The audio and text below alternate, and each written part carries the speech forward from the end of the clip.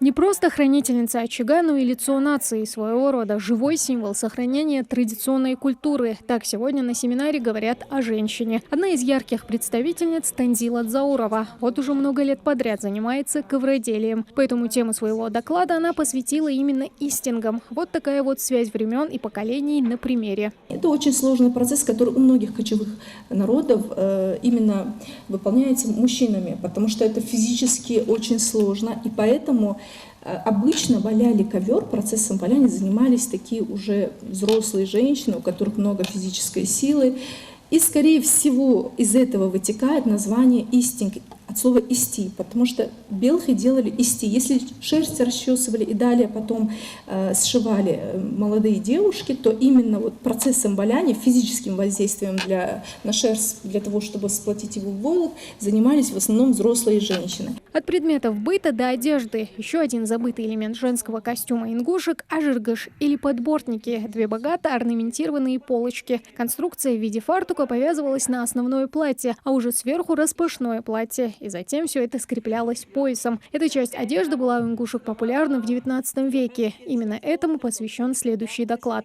То есть, когда уже она становилась такой вот девушкой, действительно, в физическом даже смысле слова. И как раз-таки тогда она получала право надевать полный комплект всех элементов для праздничного чокы. Это, получается, серебряные нагрудники, доту, серебряный пояс, текар, подбортники и шапочка. Отвлечься от серьезных вопросов, продемонстрировать свой ум, находчивость и благородство. Обрядовый фольклор – неотъемлемая часть ингушского общества, поэтому без обычая шуточного сватовства на семинаре тоже не обошлось.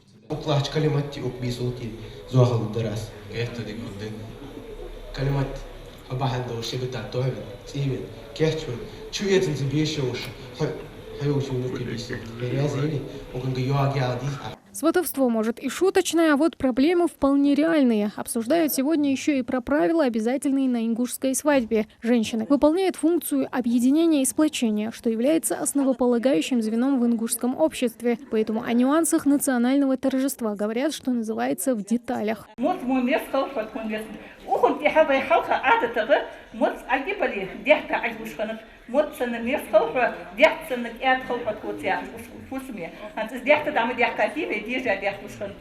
О необходимости сохранения национальных обычаев и идентичности сказала и заместитель председателя правительства Мариям Амриева. Его